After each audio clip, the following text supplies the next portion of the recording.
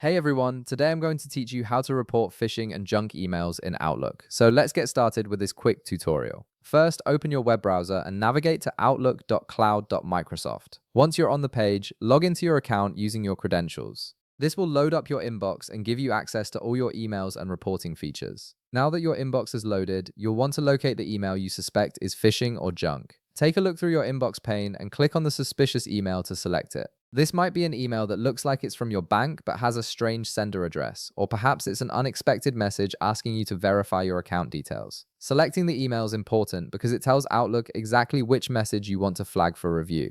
Once you've selected the suspected phishing email, direct your attention to the top part of your screen. You'll notice a button labeled Report. Click on this button and a drop-down menu will appear with different reporting options. This is where Outlook gives you the tools to help protect yourself and other users from malicious content. From the drop-down menu, you'll see options to report the email as phishing or to report it as junk. If the email is trying to steal your personal information or credentials, you'll want to select Report Phishing.